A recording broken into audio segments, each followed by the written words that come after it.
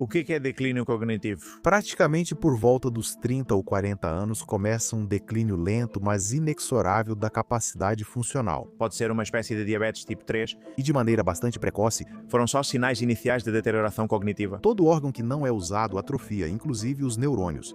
É como se, em um trabalho, restassem poucos para fazê-lo e os que ficam estão apenas sobrevivendo. Socorro. Nossa fisiologia não está adaptada a isso. Existem conexões fisiopatológicas entre a permeabilidade intestinal e o declínio cognitivo? O que é chamado de eixo intestino-cérebro. O que é melhor para o cérebro, jogar xadrez ou levantar pesos? Cada coisa tem o seu valor. Você vai obter as chaves para evitar esse declínio cognitivo que tanto tememos. Ele vai nos dar essas dicas e quem melhor para isso que o Dr. Manuel Castilho, professor titular de Fisiologia na Faculdade de Medicina de Granada. Ele é um grande pesquisador em longevidade, na verdade está no ranking de Stanford entre os 2% dos melhores pesquisadores, os mais influentes do mundo. Manuel, para o pessoal leigo entender, o que é o chamado declínio cognitivo?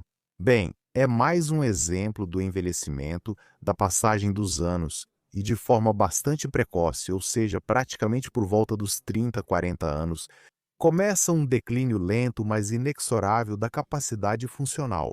Todas as funções e mudanças estruturais, todas as estruturas do nosso organismo que são consequência da passagem dos anos. E não envelhece só o nosso corpo e as funções do nosso corpo. Envelhece todo o nosso carro, envelhece nossa roupa, envelhece este quarto. Tudo passa pelo tempo e tudo é afetado pela passagem do tempo. Algumas pessoas são mais afetadas, outras menos, e para a mesma pessoa o tempo não passa da mesma forma. E não afeta todas as funções da mesma maneira. Tem pessoas que começam a perder cabelo mais cedo e outras mais tarde. Tem pessoas que desenvolvem rugas antes e outras depois. Tem pessoas que acontece isso antes e outras depois. Agora, respondendo especificamente à sua pergunta, tem pessoas em que ocorre um declínio cognitivo, uma perda de função cognitiva antes e outras depois. O que acontece com o declínio cognitivo? Bem, antes de tudo, preciso dizer que poderíamos dizer que é um declínio da capacidade do sistema nervoso central. Também é afetado o cerebelo e coordenamos pior. Partes do córtex que processam o som também são afetadas e entendemos pior as coisas. Nos incomodam mais os ruídos de fundo, também o córtex visual, também o olfativo, ou seja, já não sentimos o sabor das coisas do mesmo jeito. Não é uma questão apenas de memória ou de processamento de informação, mas também da atividade. A do hipocampo é onde as memórias são armazenadas e a atividade do lobo frontal, que é onde a informação é processada, essas memórias são recuperadas e processadas. Esse declínio cognitivo, como o declínio de qualquer função, é consequência da perda de celularidade, neste caso de neurônios. Mas na função cognitiva, a perda de neurônios é compensada. O estabelecimento de novas sinapses, de novas conexões entre os neurônios que restam. Isso não acontece em outras funções. Esse fenômeno é chamado de plasticidade neuronal. Dando um passo atrás, a plasticidade neuronal é o que nos permite aprender. Antes eu não te conhecia, mas agora já te conheço. E eu gerei uma plasticidade neuronal, uma sinapse, algumas conexões entre neurônios, de modo que quando eu te vejo de novo, eu te reconheço como quando aprendo algo. Isso não significa que tenha aparecido um neurônio novo ou novos neurônios, e sim que os neurônios que eu já tenho estabelecem novas conexões. Então, em que sentido ocorre o declínio cognitivo? Bem, o declínio cognitivo ocorre no sentido de que, como em qualquer outra função, há uma perda de celularidade, uma perda de função. Devido à perda de neurônios que ocorre, compensa-se com o estabelecimento de novas sinapses feitas pelos neurônios que restam. Isso significa que, com o passar dos anos, e de maneira bastante precoce, a partir, como eu disse, dos 30 anos, há uma perda de inteligência fluida. A inteligência fluida, para colocar de forma simples, é aquela que permite que, quando se dá a um adolescente, a uma pessoa jovem, ou se te dão um celular ou um telefone, um programa de computador, o que for, Praticamente de maneira intuitiva, sem pensar muito, você pega o jeito dele. E como? Pois porque você tem essa inteligência fluida, certo? Essa inteligência fluida vai se perdendo com o passar dos anos. Mas ocorre um aumento da inteligência que se chama cristalizada. A inteligência cristalizada é consequência do estabelecimento de sinapses. A inteligência cristalizada é consequência do aprendizado, da experiência do que vivemos. Como isso nos afeta, como nos afetam as coisas que vivemos, as relações que fazemos, e essa inteligência cristalizada compensa a perda da inteligência fluida. De modo que sim, e o pico, o nadir, em vez dessa capacidade cognitiva, em vez de alcançá-la aos 30 anos, como acontece com muitas outras funções, a capacidade cognitiva. Está publicado que o pico é alcançado por volta dos 52, 53 anos. Para essa inteligência cristalizada, A confluência entre o ganho de inteligência fluida e a perda de inteligência cristalizada, a perda de inteligência. Claro, quanto mais você vive, mais inteligência, quanto mais você conhece, quanto mais aprende, mais inteligência cristalizada. Eu não sei agora o mesmo que quando tinha 30 ou 20 anos, quando tinha acabado a faculdade. Agora eu sei muito mais, agora conheço muito mais. Talvez nem tudo isso seja um ganho com o passar dos anos. Ainda continuo ganhando com este congresso, estou aprendendo, mas perdi inteligência fluida. Não sou tão rápido, não tenho a mesma agilidade mental que quando tinha 20 anos. isso explica porque em certas idades é muito difícil incorporar novas tecnologias como o uso da inteligência artificial ou forçar pessoas de idade avançada a usar telefones celulares as deixa em uma posição muito vulnerável. Claro, E, por exemplo, vê-se como se perde, por exemplo, velocidade na linguagem, mas se ganha capacidade de expressão, então essa capacidade de expressão continua e a pessoa pode dar palestras, dar aulas, até melhor do que quando dava antes. Por quê? Porque já tem uma bagagem que permite isso e a pessoa preserva essa capacidade até os 70 ou 80 anos e tal. Vimos em muitas pessoas que elas não perdem essa capacidade. e Manuel, como identificar sinais iniciais de deterioração cognitiva e diferenciá-los dos esquecimentos comuns por estresse, não é? Esqueço palavras quando eu estou muito estressado. A deterioração cognitiva, Es, já digo, é um processo normal que durante muitos anos não se manifesta, mas há pessoas em que em determinado momento começam a perder capacidade e isso fica perceptível. Têm esquecimentos, não acompanham as conversas do mesmo jeito, não se adaptam, não seguem as instruções, demoram um pouco mais, certo? E há outros, e então é um período enquanto o outro dura dezenas de anos em que essa perda vai acontecendo. Este tem uma fase, o que se chama de comprometimento cognitivo moderado, tem uma fase prodrômica de cerca de 7 anos, certo? 7 anos. Então, o que interessa? Pois é que o comprometimento cognitivo leve até que se torne moderado, se continuar, vai acabar levando a uma demência, a um Alzheimer.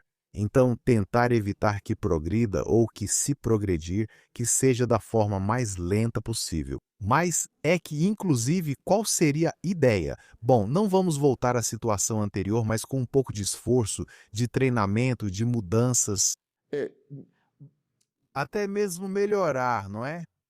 Ou seja, poderíamos passar muito tempo com comprometimento cognitivo leve ou muito leve, com tudo o que vamos discutir aqui, mas antes quero saber sobre métodos diagnósticos, pois lembro do teste mini mental da faculdade que era usado, certo?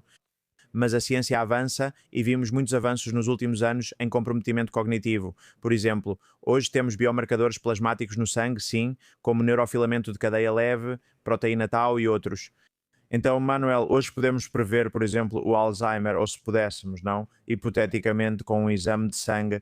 Isso seria, quer dizer, porque é um debate. Estamos empoderando o paciente para fazer medicina preventiva. E como você disse que o declínio, essa fase prodrómica, seja o mais longa possível, ou estamos criando um paciente à espera de adoecer com uma ansiedade crónica elevada, não é? Certo. Bem, Alzheimer é uma forma de declínio cognitivo muito específica que ocorre porque as células começam a acumular algumas substâncias que são proteínas tóxicas, o beta-amiloide, e elas acumulam e têm mais dificuldade para eliminá-las. Ou as proteínas tealfosforiladas, etc., que muitas vezes são consequência da própria sobrecarga a qual os neurônios remanescentes são submetidos. Ou seja, à medida que os neurônios vão morrendo, os que restam precisam assumir o trabalho que antes era feito por muitos. E chega um momento em que essas células já não aguentam mais, porque as células também vão envelhecendo. E falamos de células senescentes, células mais velhas, as células idosas já não funcionam igual às células jovens. Mas, além disso, essa mudança das células senescentes, além de se acumularem, secretam, produzem um padrão de secreção que informa outras células de que, olha, eu já não aguento mais, como se em um trabalho restassem poucos para fazê-lo e os que ficam já estão exaustos. E isso, Em termos fisiológicos, isso é chamado de inflamação quando as células protestam, secretam certos padrões de secreção, as células senescentes, que são chamados de padrões de secreção associados à senescência, e informam as outras de que não aguentam mais, de que não conseguem mais, inclusive avisam as outras também. Les afecta. Então você estava me dizendo, por que ocorre o declínio cognitivo? Em primeiro lugar, porque é a morte de neurônios. E não apenas morrem neurônios, mas também aparecem mais células. Aparecem células senescentes, e as que restam envelhecem mais cedo, mas não é só que morrem neurônios e aparecem neurônios senescentes, para dizer de uma forma simples, neurônios muito velhos, certo, tudo bem? Mas também outras células do sistema nervoso. Por exemplo, são as células da glia que protegem esses neurônios, que formam as bainhas de mielina que defendem o sistema nervoso central dos elementos que estão no sangue, que formam a barreira hematoencefálica, que limpam esses neurônios, e ao espaço e à fenda sináptica e ao espaço interneuronal. De tudo o que pode ser tóxico, essas células da glia, que têm toda essa função tão importante, também envelhecem. Elas envelhecem e não desempenham mais sua função da mesma forma. Elas já deixam passar substâncias que não deveriam limpar, já não limpam, claro, que não deveriam existir, desculpe, já não limpam com a mesma eficiência. Sim, certo. Mas esse é apenas um mecanismo se alguém é submetido a um estresse que não consegue suportar, ou seja, que o estresse é mais forte que a pessoa. Isso também tem um efeito negativo. o estresse crônico afeta. Muito estresse crônico negativo tem um efeito negativo, mas o estresse positivo tem um efeito positivo. Estou estressado, estou aqui falando, sendo gravado, vim de um congresso onde dei 2 palestras. Estou estressado, mas sei lidar com isso, o estresse não me domina. E isso me coloca numa situação até melhor do que eu estava antes, claro. Uma situação de estresse que talvez para outra pessoa seria estressante, mas como estou acostumado, talvez se eu estivesse no seu lugar eu estaria estressado. Essa é a diferença entre Estrés crónico porque pode permanecer ao longo do tempo. Estresse crônico de caráter positivo nos afeta positivamente, nos faz ficar melhor, estabelece sinapses ou estresse crônico negativo. Aquele que te domina, aquele que, por mais que você tente, não consegue se livrar desse estresse, claro. Mas é que também a falta de atividade neuronal faz com que os neurônios atrofiem. Todo órgão que não é usado atrofia, também os neurônios. Se esses neurônios não recebem estímulos, a pessoa está isolada, não lê, não vê, não ouve, nada disso. Isso também acontece com o fator social, o estímulo social é um dos treinamentos da mente, é exatamente. Não são só os estímulos, o apoio social, a integração social é outro fator independente do outro ou do uso excessivo. Todo órgão que não é usado se atrofia, todo órgão usado em excesso se desgasta. Se o estresse e o excesso de estímulos já são excessivos, isso também afeta negativamente, a pessoa não dorme bem e não descansa. O cérebro não é limpo adequadamente. Se a pessoa não se alimenta direito, se não faz exercícios, se tem uma microbiota alterada, se tem problemas cardiovasculares, o cérebro também não é irrigado corretamente. Se tem doenças metabólicas, doenças endócrinas, os medicamentos, certos medicamentos, o excesso de álcool, as drogas, claro, tudo isso afeta, facilita até mesmo os traumas. Também boxeadores. Os boxeadores e tal, a força de golpes você vai afetando esses neurônios? Podem ser boxeadores ou pessoas que tenham tido concussões importantes. Um fator comum que vejo em pessoas que têm um envelhecimento muito bem sucedido é justamente se manterem ativas cognitivamente. Esta manhã entrevistamos Paco Abril, ele tem 82 anos e está aqui dando palestras com tudo o que isso implica. E você não acha que justamente onde uma pessoa mais se beneficiaria de ter esses estímulos é o período, a fase da vida em que mais deixamos totalmente essa pessoa de lado? Em relação à estimulação, uma pessoa de 75, 80 anos normalmente não tem muitos desafios intelectuais, inclusive muitas vezes sente muita solidão. Não é preciso ler expressões, perceber empatia ou saber manter uma conversa. No fim, isso mantém o cérebro vivo. E aí existem dois componentes. O componente intrínseco disso que você está me dizendo, isso que nos mantém vivos, são os estímulos. Dizer, vamos lá, eu consigo. Eu estava em Madrid e tal e pensei, bom, vou para Bogotá porque amigos, tal, aprendo, faço coisas. Paco Abril também veio da Espanha com 80 anos. Ele podia ter dito, já vou ficar em casa, tudo bem, esse é um aspecto, mas veja que, curiosamente, há estudos que demonstraram aquelas pessoas que, quando jovens ou de meia idade, têm a ideia de que a velhice, um período de decrepitude é um período em que a pessoa vai estar mal, com doenças, é um período que praticamente já não vale mais a pena viver.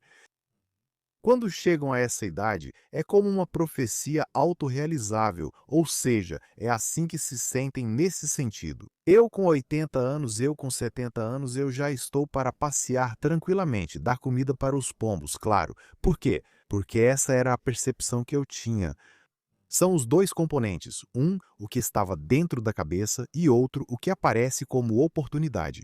Não há dúvida de que uma pessoa que está isolada, que está em casa, que ninguém liga para ela, ou que não ouve bem e não faz nada para evitar isso, ou que não enxerga bem porque tem catarata e não faz nada para corrigir, está perdendo estímulos, as cataratas. Por exemplo, a hipoacusia, cuidar dos sentidos.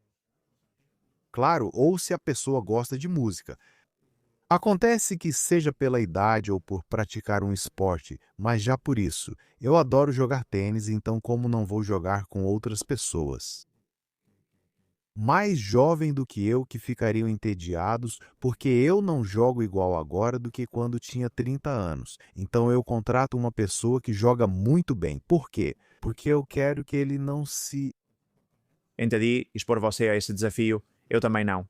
Sobre os fatores de risco dessa perda de celularidade que atinge massa crítica e resulta no declínio cognitivo.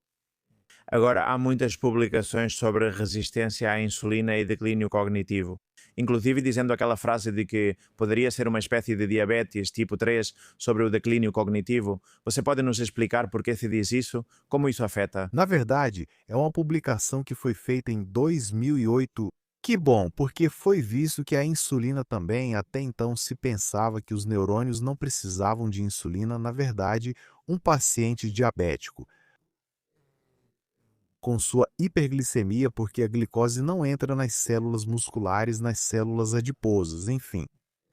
Mas sua capacidade, ou seja, seu funcionamento mental, estava perfeitamente bem preservado. Não era como os músculos, que ele sentia muito cansaço e não conseguia se mover. Então pensou-se que para os neurônios não era necessária insulina, mas depois viu-se que sim, que essa insulina atua. E que, inclusive, em pacientes diabéticos existe uma certa resistência à insulina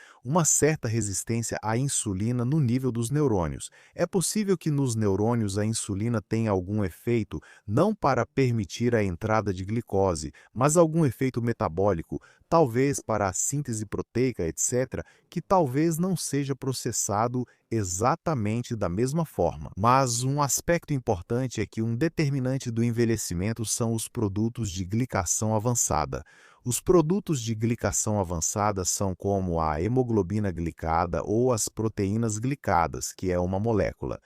Quando a glicose fica alta por muito tempo, não é só que ela sobe, mas ela se mantém elevada e não baixa, permanece alta por muito tempo. Glica mais gruda nas proteínas e essas proteínas deixam de ser funcionais. Também acontece na pele aquelas manchas escuras marrons que aparecem na pele. Muitas dessas manchas são de glicação, mas essas manchas também aparecem, entre aspas, manchas. Afeta outras proteínas, mas claro, afeta as proteínas do cristalino, a proteína, por exemplo, que se chama cristalina. Essa proteína glicada já não permite a passagem de luz, diferentemente das proteínas com estrutura específica para isso, desde que não estejam glicadas. Proteínas do cérebro, dos neurônios ou das mitocôndrias, dos neurônios ou das vesículas de secreção dos neurônios ou dos receptores já não funcionam exatamente da mesma forma.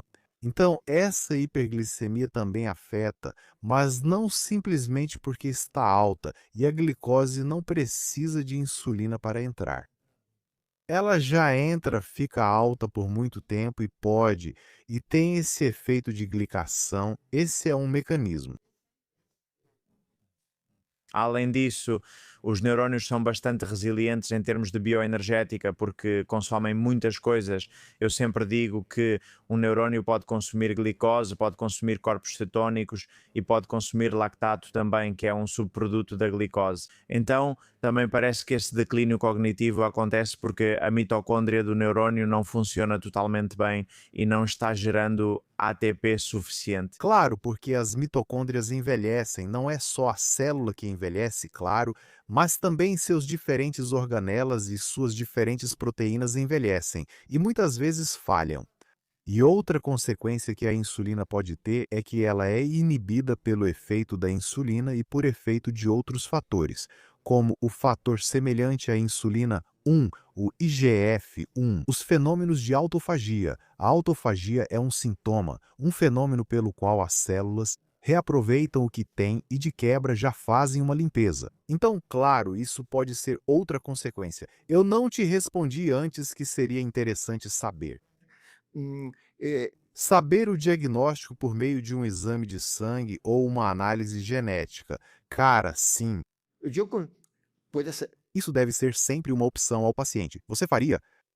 Eu pessoalmente gostaria de saber o risco que tenho, porque se eu sei o risco, Posso otimizar. de algum modo controlar isso, porque existem fatores de risco e existem fatores de contrarrisco, fatores que se opõem ao risco. E se eu sei que tenho um risco para alguma coisa, então posso fazer coisas para evitar algo. E nesse sentido, eu te digo isso porque você vai me perguntar e eu já me adianto nesse sentido. Existem alguns tipos de genes que codificam uma proteína chamada ApoE. A ApoE4, a ApoE4, a ApoE3, a ApoE2. A ApoE4 é um fator de risco. Pode ser o gene ApoE, pode se expressar como, ou seja, existem variantes, e pode ser ApoE4 ou homozigoto. Uma ou duas variantes. Ou pode ser heterozigoto. ApoE4, um que venha do pai ou da mãe. ApoE4 e o do outro, cônjuge. Bom, o do outro, que seja ApoE3 ou que seja ApoE2. Bom, então o homozigoto, ou seja, que tenha ApoE4, o risco aumenta muito.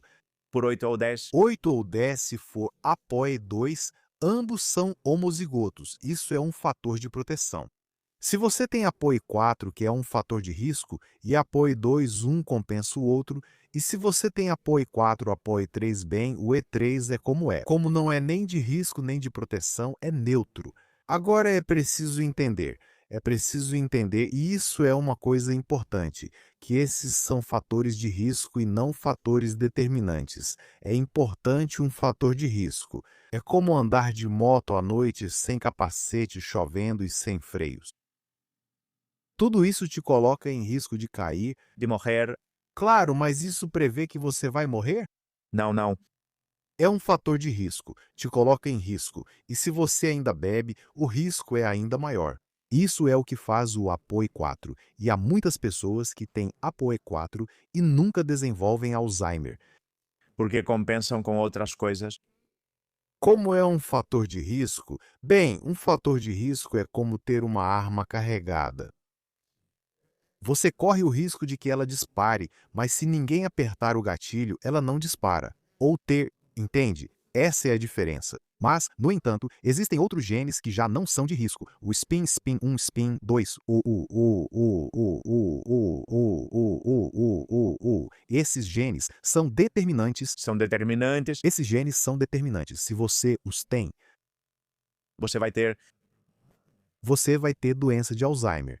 Específico, que é uma expressão, é uma forma de deterioração cognitiva. Existe outra deterioração cognitiva, que é a vascular, porque há uma hipoperfusão, há pouca perfusão de sangue. O que pode ser por hipotensão ou por hipertensão, a aterosclerose também contribui para a deterioração cognitiva, certo? Ou seja, esse é um fator de risco, ou seja, é um fator determinante especificamente no Alzheimer. E prevejo que em 20 ou 30 anos o mau uso da tecnologia será validado cientificamente como fator de risco. Ontem à noite, durante o jantar, conversávamos sobre algo interessante e você dizia que seus alunos que não são de medicina tinham cada vez menos capacidade de atenção. E quero perguntar se você acha que isso vai continuar no futuro. O uso excessivo de ferramentas de IA ou de conteúdos hiperestimulantes, muito rápidos e curtos, vai afetar nossas capacidades cognitivas? Você disse muito bem, excesso de uso. Não existe nada, por melhor que seja, que em excesso continue sendo bom. Claro, não existe nada, por melhor que seja, que em excesso continue sendo bom. Qualquer coisa se estiver em excesso. O uso das novas tecnologias, assim como o celular ou até mesmo estar em uma rede social por si só, é bom, te integra, você aprende, se comunica melhor, dá melhor, a inteligência artificial e o a uso cada vez mais claro, se eu não faço nada além disso, não faço o esforço de pensar para que eu usei isso, por exemplo, nas conferências. Antes eu lia os artigos um após o outro, tinha que procurá-los, e agora o que eu faço? Agora leio artigos e posso pedir a um sistema de inteligência artificial que faça um resumo para mim. Mas, claro, se eu for preguiçoso e pedir para fazerem tudo para mim, aí eu não estou fazendo o meu cérebro trabalhar. Claro, aí já seria um exagero. Se eu quiser, pego essa entrevista como eu já vi, por exemplo, alunos fazendo, porque, claro, eles estão acostumados a ver. Alunos e pessoas que estão se preparando para o MIR e que precisam ouvir palestras e conferências. Em vez de ouvir na velocidade normal, eles ouvem na velocidade de 1,5 ou até de 2. Claro, é que quando você está ouvindo nessa velocidade, você não processa do mesmo jeito, só está ouvindo. Sim, é verdade, mas você não está interpretando. É possível que tenha gente que vai assistir isso e pensar: o que esse cara está dizendo? Vem aquele papo, coloca em 1,5 ou 2 para entender tudo rapidinho, né? Não funciona assim.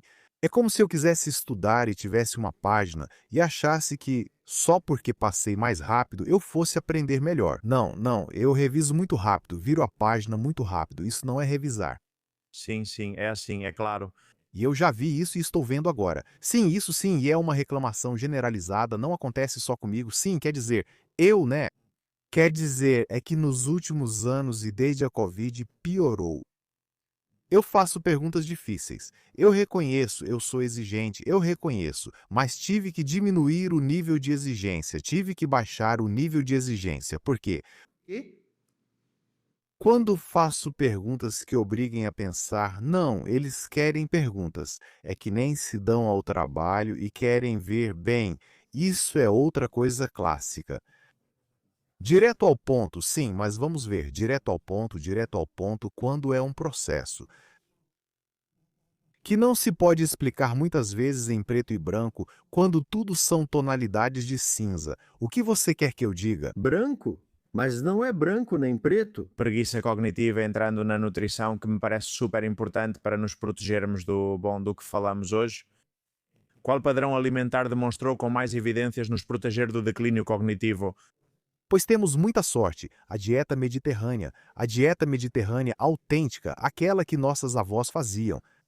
É, hum, hum, Proteger. É que talvez todas as dietas clássicas, com poucos alimentos processados, dietas elaboradas e tal, todas protegiam, mas não persistiram em outro lugar. E aqui ela ainda persiste, embora não haja garantia de que vá continuar persistindo, né? Mas cada vez menos, né? Porque agora tendemos a um padrão de alimentação mais rápido e também tem a dieta MIND. A dieta Mind, que é uma outra forma que tem componentes da dieta mediterrânea e outros também, sim. Conexões fisiopatológicas, por exemplo, permeabilidade intestinal e declínio cognitivo. el- Microbioma, que é a microbiota, com todo o seu ambiente, todos os seus genes, é como um órgão que temos aqui dentro com milhões. Em vez de ter células, tem bactérias, e isso também envelhece, e isso também se altera.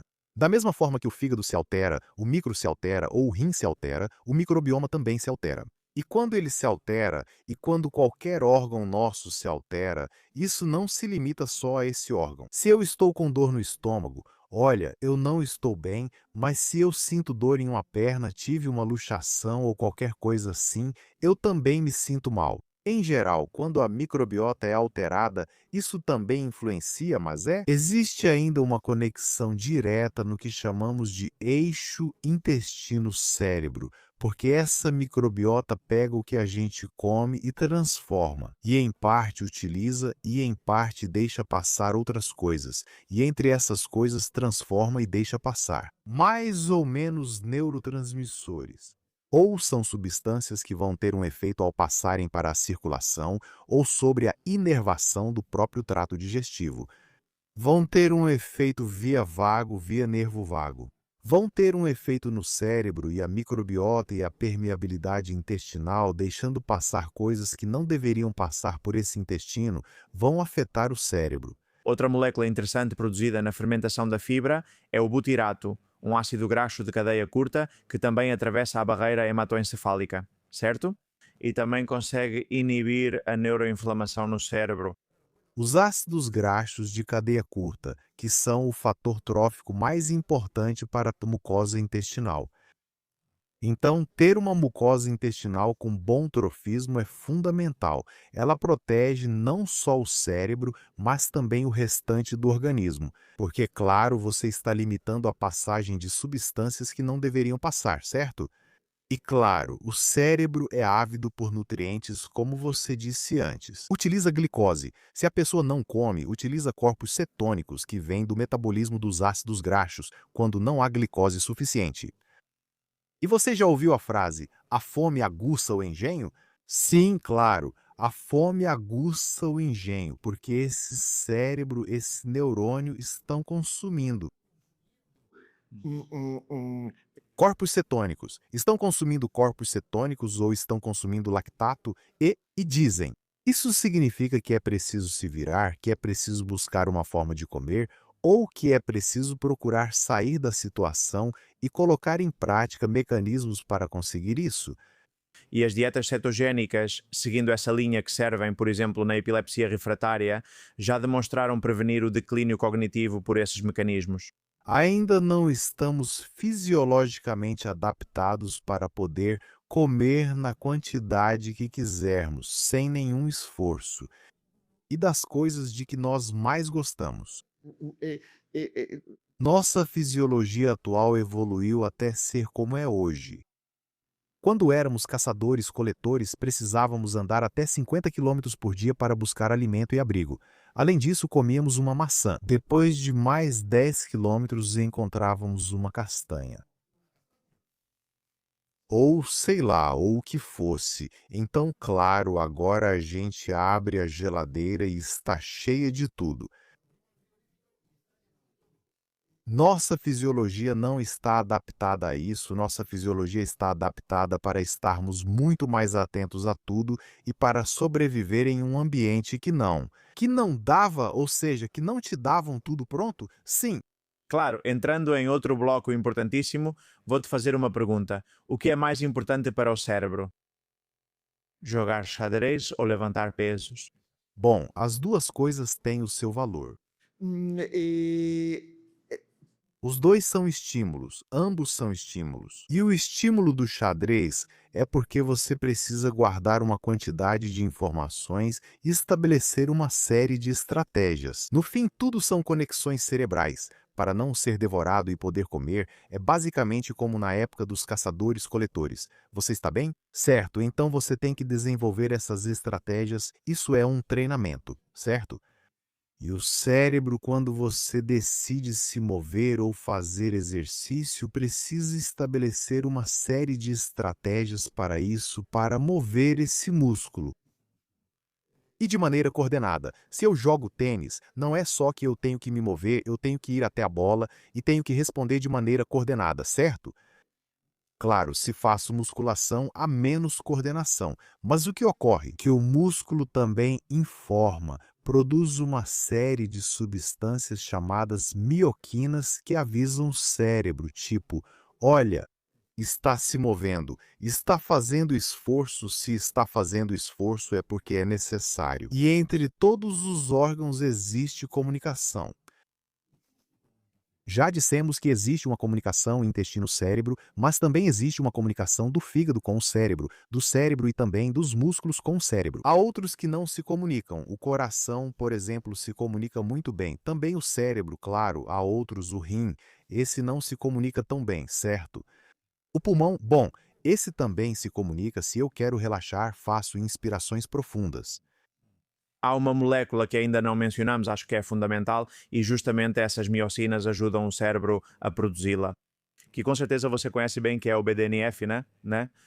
O Brain Derived Neurotrophic Factor, justamente esse fator é o responsável ou um dos principais responsáveis pelo estabelecimento das sinapses. Esse aguçar o raciocínio é consequência do BDNF, certo? E isso é produzido como consequência do exercício e como consequência dos desafios. E quando fazemos o que gostamos, e quando nos divertimos, e quando estamos apaixonados, também é produzido BDNF. Por isso, quando a gente está nesse estado, faz poemas, faz músicas, escreve algumas coisas. Talvez algumas mensagens magníficas que não viriam à mente em outra situação. Também tem seu lado um pouco negativo que daria assunto para outra entrevista, que talvez a pessoa acabe passando um pouco dos limites, e aí faz coisas que não deveria. Já começa, mas esse é um assunto que eu conheço melhor. Podemos fazer outro Episódio Málaga, em Málaga. ou em Madrid não sei o quê. Vocês estão ouvindo? Estamos em Bogotá, na Colômbia, certo? Tem uma festa lá atrás Eles se divertem e previnem o Alzheimer. e eles se divertindo. Quero te perguntar sobre suplementos nutricionais que no final são de grande interesse para o público, por exemplo, os famosos senolíticos. O que são? Para que todos entendam e quais podem ser úteis no declínio cognitivo. Certo, e existem muitos suplementos, cada um com sua função e para diferentes situações. Me perguntam se uns são mais indicados do que outros. Exemplo, senolíticos como quercetina ou fisetina. A quercetina, veja só, está presente na maçã, na cebola e faz parte da nossa alimentação. E se dizia, como dizem os ingleses, an apple a day keeps the doctor away, uma maçã por dia mantém o médico longe. Pois é, esses são seno, senolíticos. Bom, senolíticos ou xenomórficos. Um senolítico é uma substância, simplesmente uma substância. Existem outros, que inclusive são fármacos que destroem as células senescentes. Claro, se eu tenho um tecido, é como se eu tivesse um hospital com muitos médicos que já são bem velhos. E eu quero rejuvenescer. Tenho uma faculdade e muitos professores que já são bem velhos, quero rejuvenescer. O que eu faço é muito fácil. Eu demito todos, coloco todo mundo na rua e coloco gente nova. Eu rejuvenesci o cérebro, ou rejuvenesci o rim, ou rejuvenesci o estômago, ou o que for, eliminando as células senescentes, certo? Eu rejuvenesci um serviço hospitalar, tirei todos que têm mais de 60 anos. Olha, se houver médicos jovens formados, ótimo, mas e se não houver? E se acontecer que esses estavam lá? E os que chegam são residentes recém-formados sem experiência? Estamos fazendo certo. Se estamos determinando essa cenólise, que é eliminar as células senescentes, Ou seja, um excesso de cenólise não seria. bom, não seria. Homem, se você tem reposição, se você tem células-tronco mesenquimais, essa era outra das minhas palestras não mesenquimais, mas se você tem células-tronco que compensem essa perda, sem problema. Se há renovação celular, magnífico. O problema é quando não há. O que é ainda mais interessante do que os senolíticos? Pois existe o interesse dos xenomórficos. Os xenomórficos, que também existem alguns, a própria quercetina é um xenomórfico. O que eles fazem é diminuir esse padrão de secreção das células senescentes. Ou seja, esse padrão, para simplificar, de reclamação, ele atenua e que não informem as outras de que essas células estão mal. Mas não as mata. Mas não as mata porque talvez não possa matá-las, por isso deixaram de ser usadas. Porque quando foram descobertos disseram, agora temos aqui a panaceia para o envelhecimento, damos senolíticos, eliminamos as células senescentes e rejuvenescemos o tecido. Funcionou em animais de experimentação, mas não em humanos. Isso é uma história muito comum em suplementos nutricionais, infelizmente. Quais outros podem servir? Vitamina do complexo B, DHA, citicolina, vitamina EPA. Ácidos graxos, ômega 3 magnésio, há muitos de tipos diferentes que para cada um com doses adequadas. Até mesmo o ginkgo biloba, ou seja, há muitos suplementos que, dependendo de qual seja a origem, podem ser indicados. E é importante que esses tratamentos precisam ser individualizados, foi sobre isso que falamos na apresentação. Claro, esse suplemento, até mesmo medicamentos que eram usados antigamente, que deixaram de ser usados porque o mecanismo não estava muito claro, acabam sendo positivos. Minha avó tomava hidrogina há muitos anos. E a hidrogina é um medicamento que deixou de ser utilizado, mas agora percebe-se que tem benefícios, que melhora a circulação a nível cerebral e que pode ajudar caso haja um problema vascular, podendo ajudar a atenuar esse problema. Sim, sempre em um contexto de intervenção multimodal, pois não há comprimido ou suplemento que, sozinho, freie o declínio cognitivo. Hoje a pesquisa foca nisso. O paciente deve fazer exercícios, se estimular socialmente, adotar abordagem multimodal. Mas tem uma coisa sobre a qual ainda não falamos, que é o sistema linfático. Você mencionou rapidamente, mas explique para a gente para que ele serve e qual a relação dele com o declínio cognitivo. Sim, o sistema linfático, que é uma espécie de acrônimo entre o sistema linfático e a glia, é o sistema de limpeza determinado pelas células da glia. Ou seja, no nosso cérebro, enquanto estamos em estado ativo, muitas sinapses estão sendo geradas que não têm utilidade. Tem coisas que não precisamos lembrar de tudo. E estruturas estão sendo destruídas. Isso precisa ser limpo, como em uma casa, como em qualquer lugar, é preciso limpar. Quem faz essa limpeza? Quem desfaz as conexões que realmente não vão ser necessárias? Eu precisei saber o número do quarto do hotel, mas enquanto estou aqui, não preciso lembrar disso daqui a 2 anos. Está claro. Pronto, é isso. Então, quem cuida disso é o sistema linfático, essas células. da glia, que além disso, quando ocorre uma reestruturação, são gerados detritos que precisam ser eliminados. E ele elimina então pela via linfática, certo? E claro, esse sistema linfático trabalha basicamente à noite. É verdade que ele atua mais no sono profundo? É que ele trabalha durante o sono profundo. No sono profundo é onde realmente as memórias são fixadas. O que é importante fica, a gente aprende dormindo.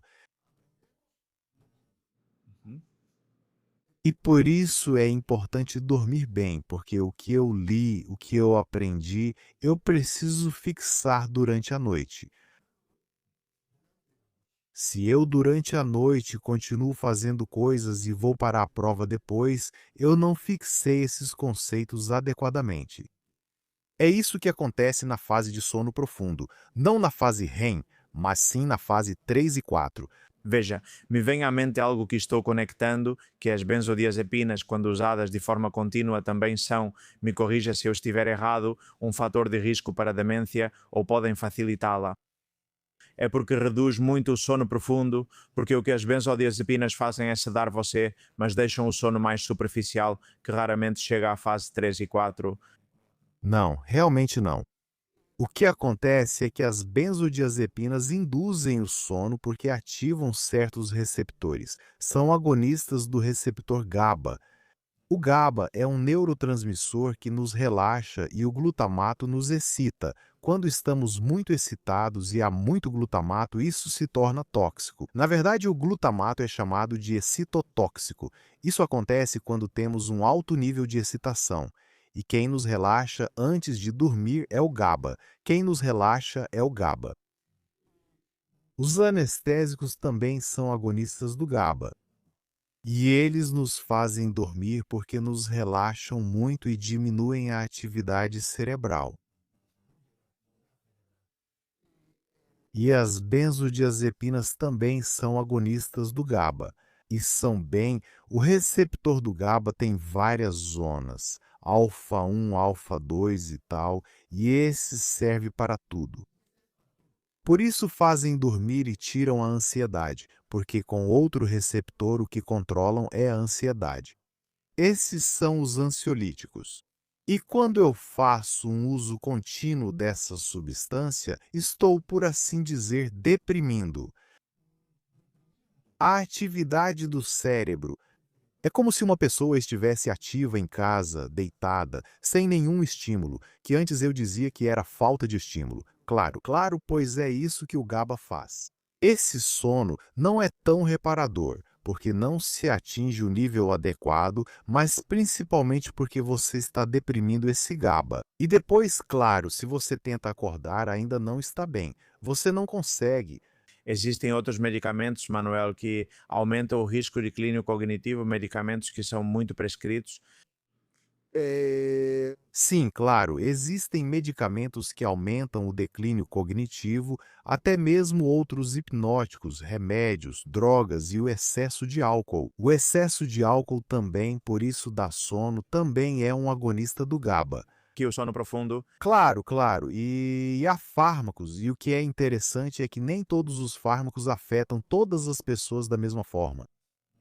E entrando no campo positivo, existem novos tratamentos farmacológicos que estão trazendo avanços no declínio cognitivo, porque eu sei que foram desenvolvidos, ou seja, foram publicados, o Ekanemab e o Donanemab, que eram anticorpos monoclonais, mas acho que não tiveram muito sucesso. Não, não, não. Esses anticorpos monoclonais foram desenvolvidos para bloquear essas proteínas, a beta-amiloide e a tal e tal, mas não foi comprovado que tenham efetividade.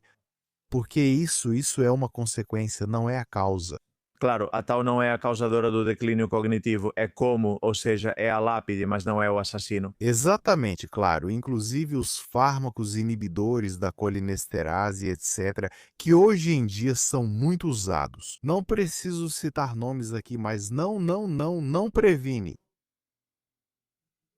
nem revertem o declínio cognitivo. Mascaram um pouco os sintomas, mas não. Já encontramos algo que previna farmacologicamente? Não, existem outras substâncias, algumas da medicina tradicional que têm sido usadas durante muito tempo, ou a própria metformina que os pacientes diabéticos tomam, que tem um efeito preventivo sobre o declínio cognitivo. Ainda não existe nenhum, mas como eu disse, a questão é que esse declínio cognitivo é multifatorial, são muitos fatores e muitos deles se somam. E então, para encerrar um pouco a conversa, que achei fascinante, se eu tivesse um familiar com declínio cognitivo precoce, muito precoce, um irmão, um amigo, enfim, alguém próximo, como médico, que intervenções você começaria o quanto antes com ele ou com quem quer que seja? Dieta, exercício, estimulação. É possível usar a estimulação magnética transcraniana? Também serve, Também serve também. gerava neuroplasticidade. Sim, sim.